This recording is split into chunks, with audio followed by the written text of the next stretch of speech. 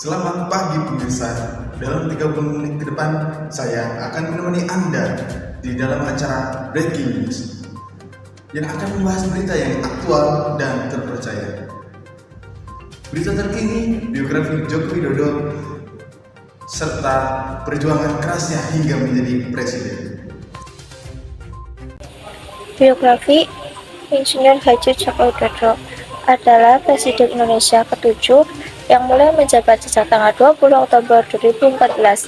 Joko Widodo lahir di Rumah Sakit Minulio pada tanggal 21 Juni 1961. Ia mempunyai ayah yang bernama Noto Miharjo dan ibu yang bernama Sujiatmi. Beliau merupakan anak pertama atau sulung dan mempunyai 3 orang adik perempuan, yaitu Ritsriantini, Idayati, dan Titik Rerawati. Keluarga beliau bisa dikatakan sebagai keluarga yang kurang mampu, khususnya dalam memenuhi kebutuhan hidupnya, seperti mengalami kesulitan dalam membayar uang sekolah, kesulitan mencari makan, dan beberapa kesulitan lainnya. Untuk membantu meringankan beban kedua orang tuanya, beliau membantu ayahnya yang bekerja sebagai tukang kayu. Bahkan, terkadang setelah pulang sekolah, ia membantu ayahnya untuk menagih pembayaran kepada pelanggan yang sudah membeli kayu dan membantu menaikkan kayu yang sudah dibeli oleh pelanggannya ke atas becak atau gerobak. Beliau menikah dengan Ibu Iriana pada tahun 1986. Dari pernikahan itu, Jokowi melahirkan 3 orang anak, dari 2 anak laki-laki dan 1 anak perempuan. Anak pertama diberi nama Gibran, dan yang kedua diberi nama Kiang Ayu, dan yang ketiga diberi nama Kaisang Pangarep. Pendidikan beliau dimulai dari sekolah dasar 11 Tirtoyoso. Dengan kemampuan akademis yang dimiliki, ia diterima di jurusan Kehutanan, Fakultas Kehutanan Universitas Gadjah Mada. Kesempatan ini memanfaatkannya untuk belajar struktur kayu, pemanfaatan dan teknologinya. Ia berhasil menyelesaikan pendidiknya dengan judul skripsi studi tentang pola konsumsi kayu lapis pada pemakaian akhir di Kota Surakarta. Dan dengan gelar insinyur, selain kuliah, ia juga tercatat aktif sebagai anggota Mapala Silvagama, unit kegiatan mahasiswa pecinta alam di fakultasnya. Dia pernah menjadi pengusaha mebel.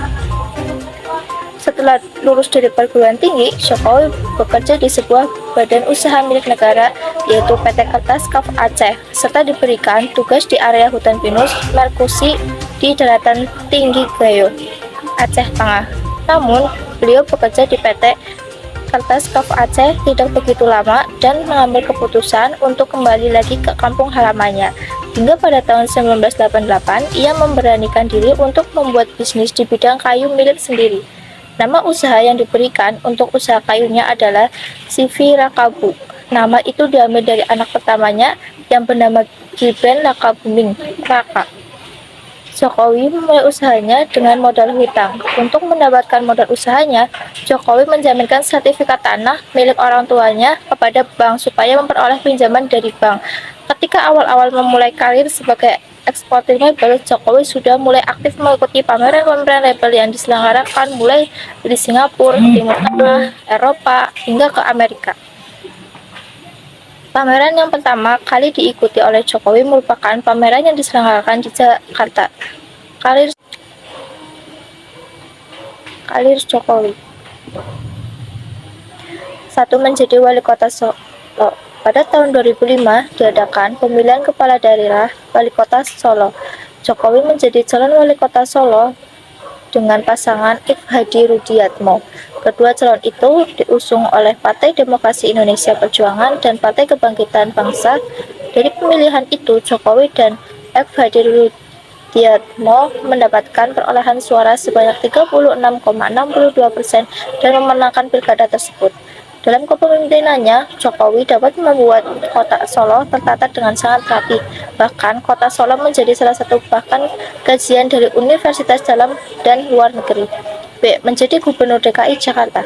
Sukses menjadi wali kota Solo, Jokowi melanjutkan karir politik dan mencalonkan diri sebagai Gubernur DKI Jakarta. Ada beberapa kebijakan yang dilakukan oleh Jokowi saat memimpin Jakarta, seperti KJS, KJP, Yang ketiga adalah menjadi Presiden Republik Indonesia. Setelah beberapa tahun menjadi Gubernur DKI Jakarta, Jokowi dipercaya oleh partainya untuk melanjutkan karir politiknya menjadi calon Presiden Republik Indonesia pada tahun 2014. Jokowi dan Yusuf Kala menjadi calon presiden dan calon wakil presiden untuk pemilu 2014. Setelah proses perhitungan suara telah diselenggarakan, maka dinyatakan bahwa pasangan Joko Widodo mendapatkan suara sebanyak 53,15%. Padahal beberapa kebijakan yang dibuat oleh Joko Widodo saat menjadi presiden seperti Kartu Indonesia Pintar, Kartu Indonesia Sehat, dan lain-lain. Berita selanjutnya, program kerja Jokowi Ma'ruf Amin dan Jokowi JK. Saya akan menjelaskan tentang program kerja Jokowi pada masa periode pertama dan kedua.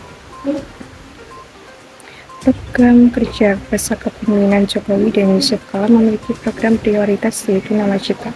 Nawacita adalah 9 program prioritas Jokowi Yusuf Kala yang disampaikan pada saat Pilpres 2014. Dibuat beberapa bentuk realisasinya. Pertama, menghadirkan kembali negara untuk melindungi segenap bangsa dan rasa aman kepada seluruh warga negara melalui pelaksanaan politik luar negeri bebas aktif, keamanan nasional yang terpercaya, dan pembangunan pertahanan negara Trimatra terbadi yang dilandasi kepentingan nasional dan mampu jati diri sebagai negara maritim. Realisasinya melindungi buruh migran, salah satunya kasus Tahirin bin Mustafa Kudus dan Nur Nengsi binti Karsidi pada Juli 2018 dan persoalan kesejahteraan prajurit TNI. 2. Membuat pemerintahan tidak absen dengan membangun tata kelola pemerintahan yang bersih, efektif, demokrasi, dan terpercaya. Realisasinya, pada tahun 2017, pemerintahan Indonesia menduduki peringkat pertama dalam Trust and Confidence in National Government berdasarkan data Kolop yang diraih Organization for Economic Cooperation and Development. Ketiga, membangun Indonesia dari pinggiran dengan memperkuat daerah dan desa dalam kerangka negara kesatuan. Realisasinya berdasarkan data Kementerian Keuangan sampai 2018, dana desa telah membuahkan jalan desa, jembatan, sambungan air bersih, dan unit drainase dan irigasi untuk periode 2015 sampai 2017. Keempat, meningkatkan kualitas hidup manusia Indonesia, salah satunya adalah program kepemilikan tanah. Selain itu, janji untuk membagikan KIP. Kelima, menolong negara lemah dengan melakukan reformasi sistem dan penegakan hukum yang bebas korupsi, bermartabat, dan terpercaya. Keenam, meningkatkan produktivitas rakyat dan daya saing di pasar internasional. Realisasinya, Jokowi Yusuf Kala menargetkan pembangunan jalan baru. Target itu sudah dipenuhi sejak 2017. Ketujuh, mewujudkan kemandirian ekonomi dengan menggerakkan sektor-sektor strategis ekonomi domestik. Realisasinya, Jokowi Yusuf Kala menargetkan pembukaan 1 hektar lahan sawah baru di luar Pulau Jawa. Pada tahun 2017 sudah disiapkan 37 juta hektar lahan suboptimal di luar Pulau Jawa untuk menjadikan sawah. Ke-8, melakukan reformasi karakter bangsa melalui kebijakan penataan kembali kurikulum pendidikan nasional dengan mengedepankan aspek pendidikan kewargaan negaraan. 9. Memperteguhkan kebinekaan dan memperkuat restorasi sosial Indonesia melalui kebijakan memperkuat pendidikan kebinekaan dan menciptakan ruang-ruang dialog antar warga. Untuk program kerja Jokowi Widodo dan Ma'ruf Amin, pertama dalam pembangunan SDM, Jokowi menyebut bahwa SDM akan menjadi prioritas utama. Upaya tersebut dilakukan untuk merespon bonus demokrasi yang menciptakan peluang sendiri. Kedua, pembangunan infrastruktur. Program kerja Jokowi ini telah terrealisasikan pada tahun 2020 yaitu dengan meresmikan jalan tol pada September, yakni tol Pekanbaru Dumai yang diresmikan pada Jumat 25 September dan tol Manado Bitung ruas Manado Wudu yang diresmikan pada relasi 2009 September. Ketika penyederhanaan bentuk regulasi dalam menyederhanakan regulasi ini melalui Omnibus Law yang tidak menunjukkan hasil yang baik, sebab penyusunan Omnibus Law oleh pemerintah hingga pengesahan oleh DPR tidak melibatkan pihak terkait. Keempat, penyederhanaan birokrasi. Di sini Jokowi bertekad untuk memotong birokrasi yang panjang dan penyederhanaan eselonisasi. Ia mengaku akan membuat eselonisasi menjadi 2 level, yaitu tingkat nasional yang menghargai kompetensi dan keahlian. Transformasi ekonomi. Jokowi melakukan transformasi ekonomi juga belum bisa terlaksana hingga saat ini. Pemerintah belum mengeluarkan kebijakan real yang secara efektif berdampak pada transformasi ekonomi. Berita selanjutnya, kasus-kasus yang terjadi pada kepemimpinan era Presiden Joko Widodo. Kasus yang ada pada masa pemerintahan Jokowi. Yang pertama yaitu korupsi minyak goreng. Jokowi mengatakan pemerintah telah melakukan berbagai upaya untuk mengatasi persoalan minyak goreng ini. Antara lain melalui berbagai kebijakan seperti penetapan harga eceran tertinggi untuk minyak goreng curah dan subsidi ke produsen. Namun ia bilang di pasar minyak curah banyak yang dijual belum sesuai dengan harga eceran tertinggi yang ditetapkan pemerintah. Meskipun pemerintah telah memberikan subsidi BLT minyak goreng, saya berharap harga minyak goreng yang saat ini tinggi bisa kembali mendekati normal, kata Pak Jokowi. Jokowi menjelaskan mengapa harga minyak goreng ini tinggi, yaitu karena harga di luar di pasaran internasional sekarang sedang tinggi-tingginya. Presiden cenderung ingin mengekspor bahan bakunya yaitu CPO dan produk turunannya termasuk minyak goreng.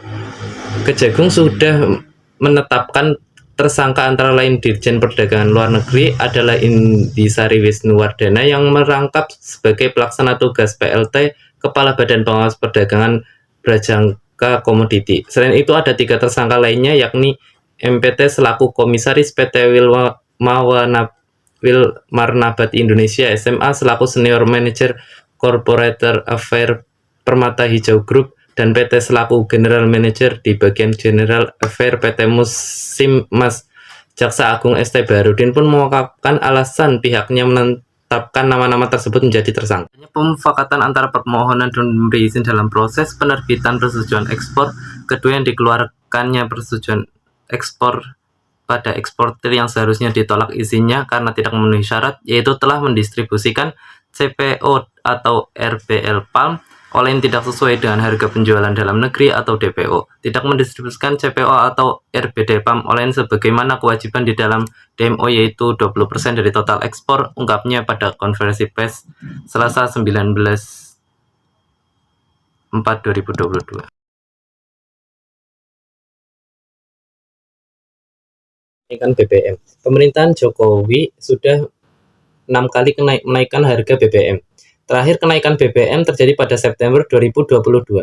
Manajemen Teknologi dan Inovasi Sigit Setiawan mengatakan data dari Google Search mencatat selama masa pemerintahan Jokowi, isu perubahan harga BBM adalah yang paling banyak dicari.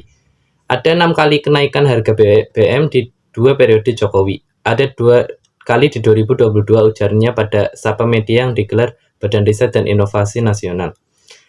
Ia menambahkan pencarian isu soal kenaikan BBM terus meningkat akhir-akhir ini. Dan itu mulai meningkat akhir-akhir ini dibandingkan dengan periode lainnya ini. Ia menambahkan data tersebut juga mencatat pada 1 April, 28 Juni hingga 28 Agustus hingga 3 September 2022 menjadi fase puncak di mana masyarakat mengakses informasi kenaikan harga BBM.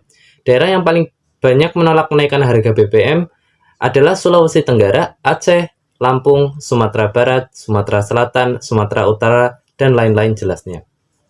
Kenaikan BBM pada tahun 2014 terjadi pada November. Jokowi dan Yusuf Kala yang baru menjabat langsung menaikkan harga BBM.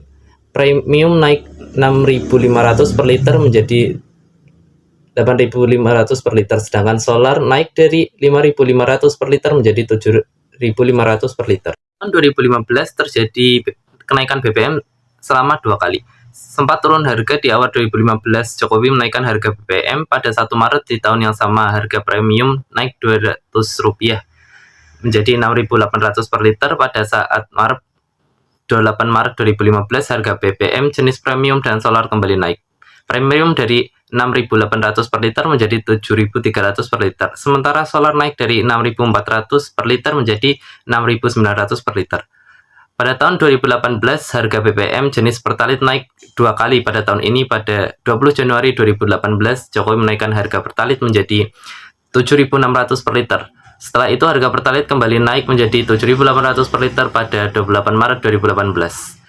Yang terakhir pada tahun 2022, sebelum kenaikan pada September 2022, Jokowi sudah lebih dulu menaikkan harga BBM non-subsidi jenis Pertamax.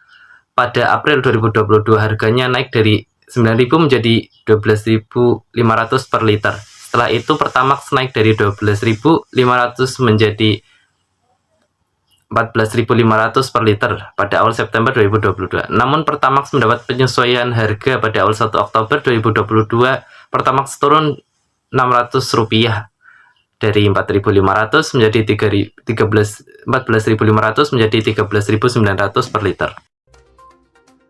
Berita selanjutnya, pencapaian-pencapaian Jokowi bersama Ma'ruf Amin dan Jokowi bersama JK. Pencapaian-pencapaian periode kedua Joko Widodo yaitu bersama Ma'ruf Amin. Yang pertama, kunci penanganan pandemi. Presiden Joko Widodo sebagai Panglima tertinggi memimpin pertempuran panjang melawan pandemi COVID-19, menekankan pentingnya kepemimpinan lapangan, kebijakan strategis, konsolidasi kerja tim, serta urgensi turun lapangan. Tak heran jika orang nomor satu di Indonesia ini turun langsung mengecek pergerakan vaksinasi, ketersediaan obat, ruang perawatan, oksigen, distribusi sembako, serta semua prioritas dalam satu komando. Pencapaian yang kedua yaitu program bantuan sosial atau Bansos. Presiden Jokowi selalu turun tangan melihat kondisi lapangan. Ia tahu persis bagaimana kondisi rakyatnya saat ini. Untuk membantu perekonomian masyarakat, ia membuat program Keluarga Harapan atau kartu sembako, diskon listrik, subsidi gaji, bantuan produktif usaha mikro, bantuan sosial tunai, BLT, dana desa, dan program kartu prakerja yang terus ditingkatkan. Selain itu, subsidi kuota internet untuk daerah-daerah pembatasan kegiatan masyarakat dimaksimalkan bagi tenaga pendidikan, murid, mahasiswa, guru, dan dosen. Klaster perlindungan sosial dirancang untuk menjaga masyarakat dapat terus memenuhi kebutuhan dasar di tengah pandemi.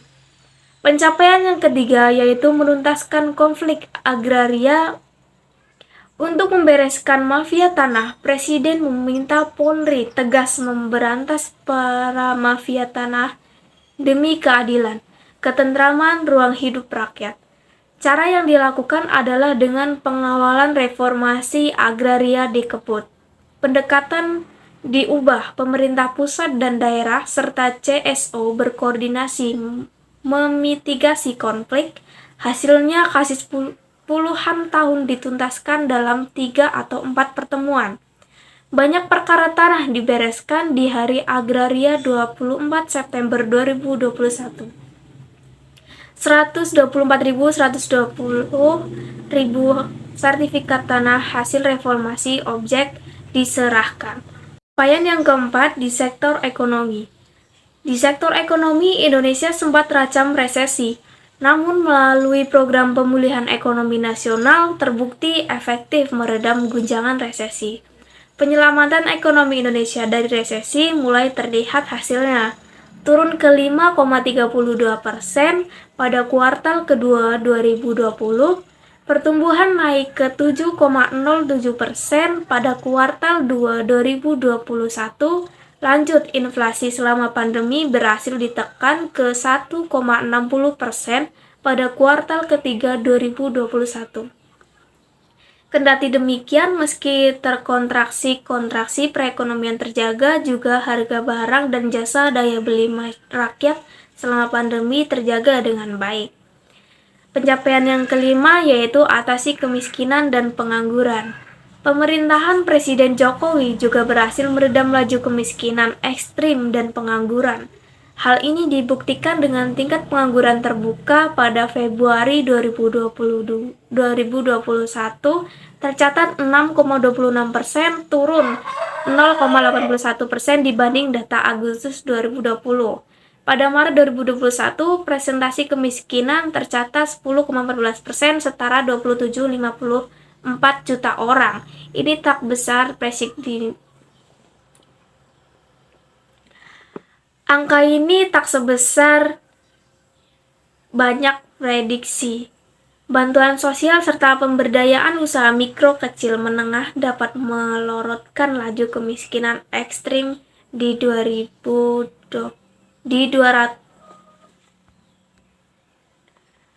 Bantuan sosial serta pemberdayaan usaha mikro, kecil, menengah dapat melorotkan laju kemiskinan ekstrim di 212 kabupaten. Sekian pencapaian pemerintahan pada masa Joko Widodo. Pencapaian-pencapaian era Jokowi dan Yusuf Kala. Yang pertama pada bidang infrastruktur.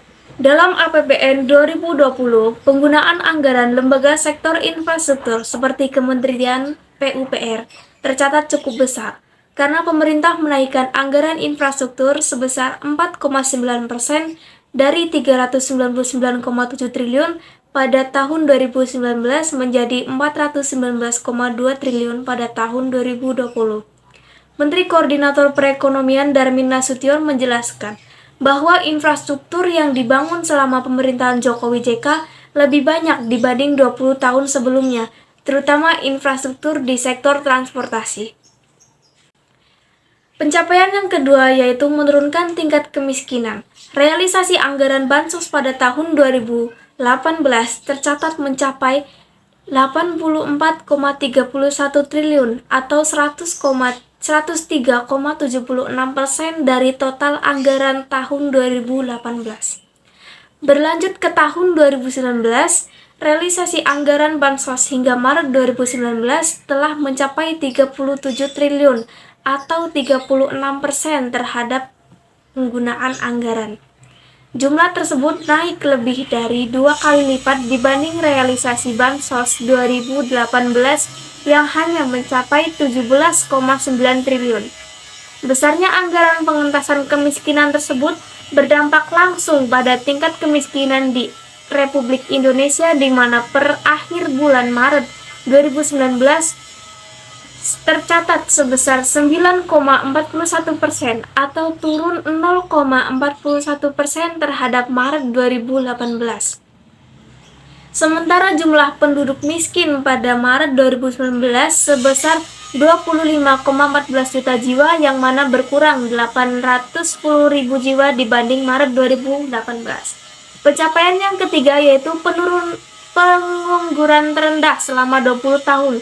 Berdasarkan data BPS, pada Agustus 2018 tercatat jumlah pengangguran penduduk usia 15 tahun ke atas mencapai 70 juta lebih, di mana tingkat pengangguran terbuka tertinggi didominasi oleh lulusan SMK sebesar 11,24%. Menteri Keuangan Sri Mulyani mengatakan saat itu ekonomi Indonesia tumbuh cukup baik di kisaran 5%.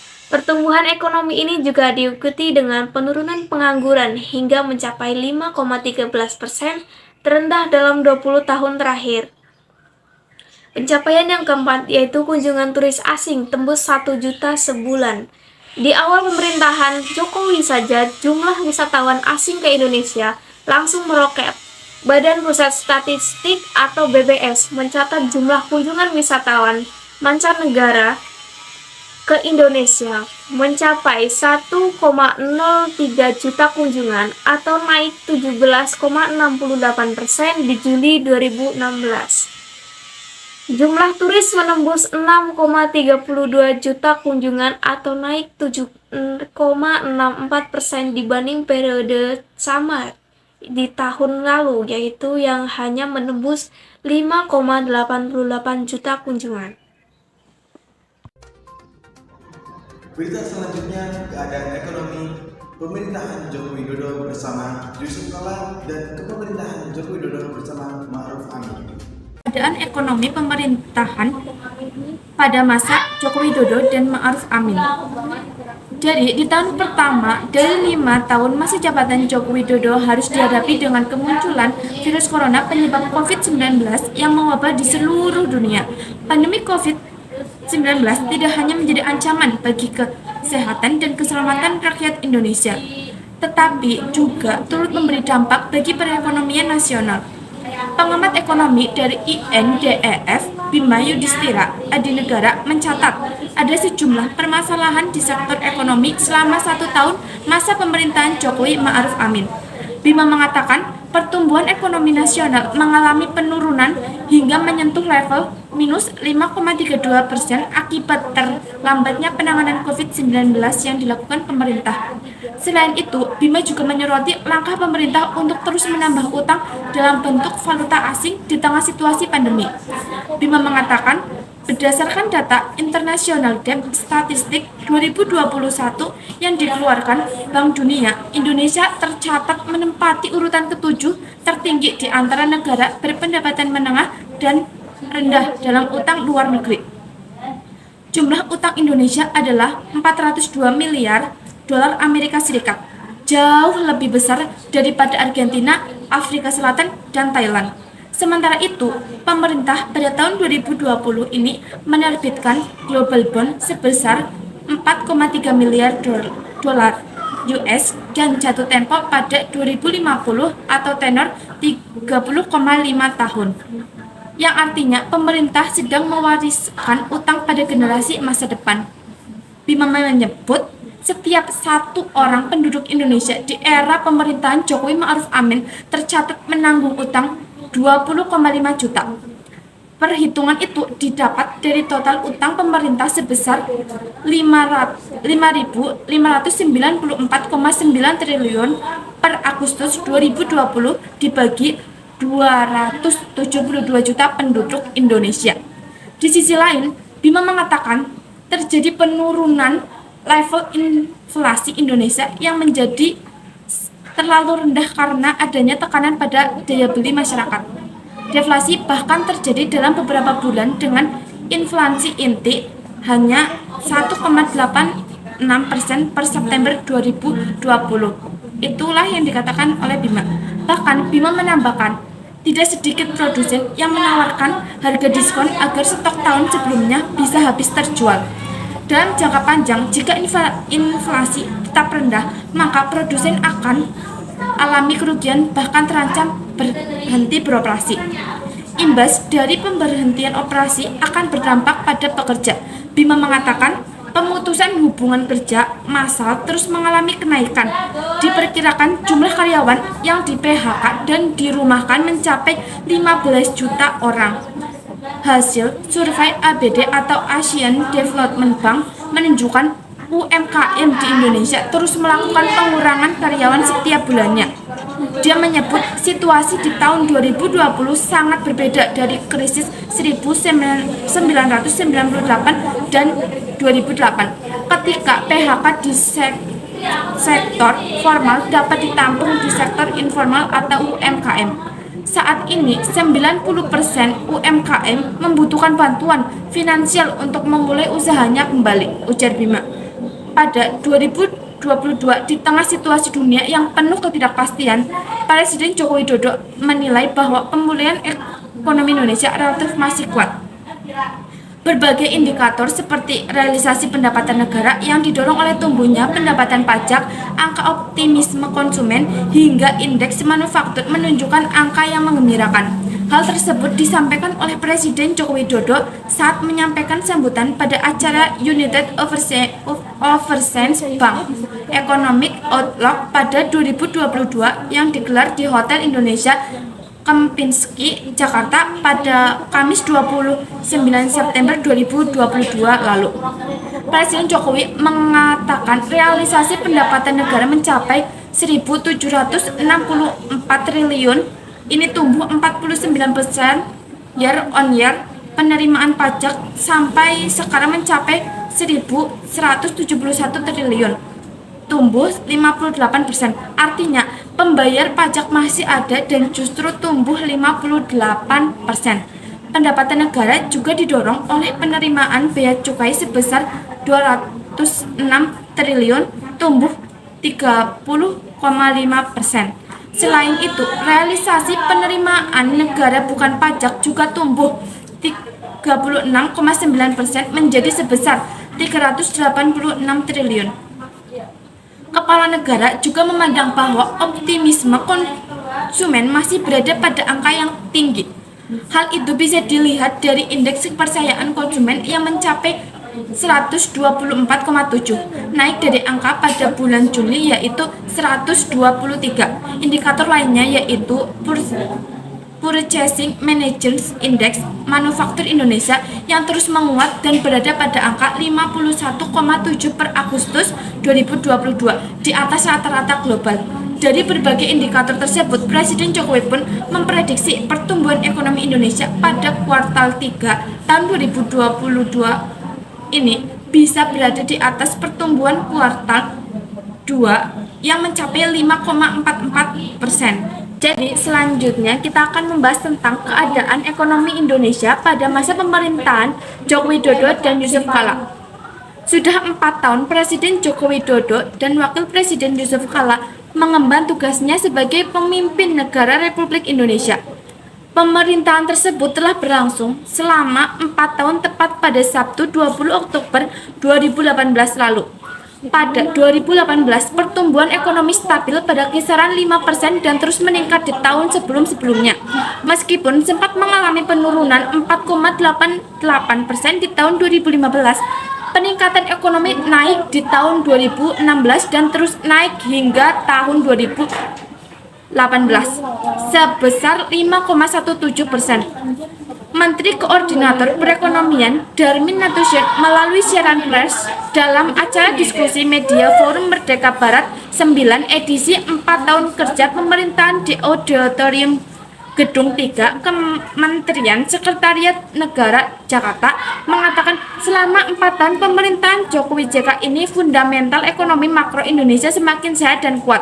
Darmin mengatakan pertumbuhan ekonomi yang dialami terhitung dari tahun 2014 sampai 2017 tetap ada tantangannya. Peningkatan ekonomi tersebut terus meningkat namun secara perlahan-lahan. Selain itu, angka pengangguran juga terus menurun mencapai 5,13% dibarengi dengan peningkatan kesempatan kerja. Tingkat inflasi pada kisaran 3% yang menjaga daya beli masyarakat dan memberi ruang bagi dunia kerja.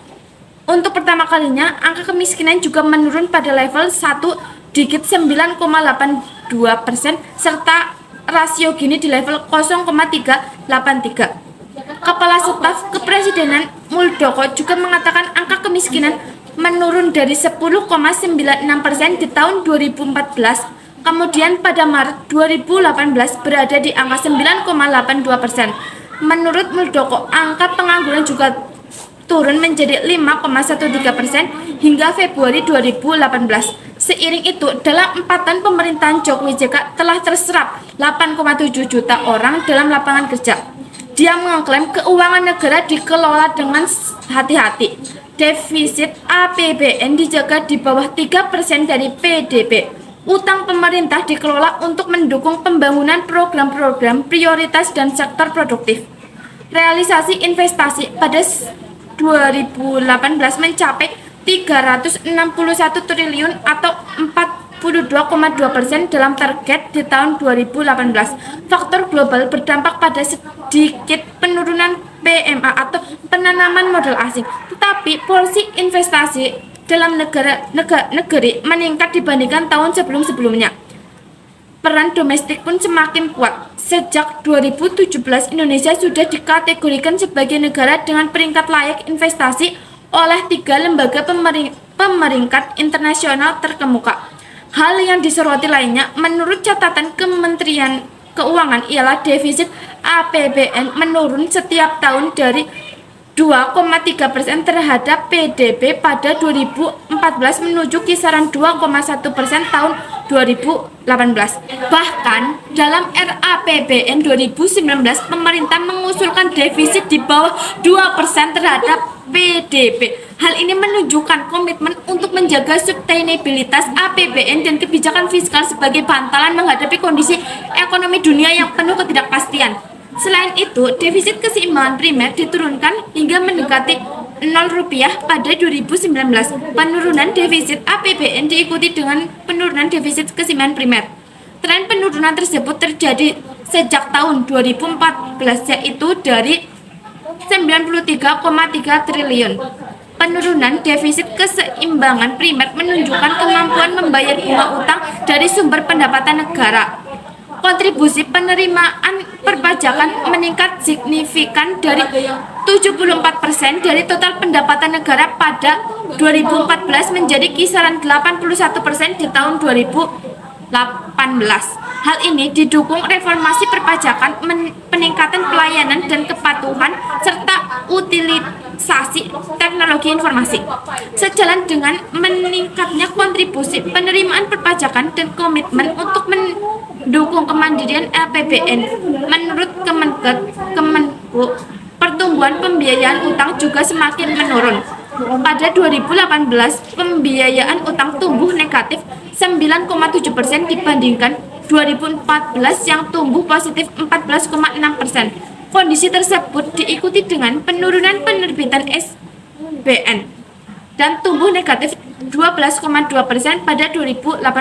Hal ini jauh lebih rendah dari pertumbuhan penerbitan SBN pada 2014 yang tumbuh positif 17,8%. Demikianlah berita yang dapat kami sampaikan. Bila ada titik kata yang kurang berkenan, kami minta maaf sebesar-besarnya. Selamat siang dan sampai jumpa.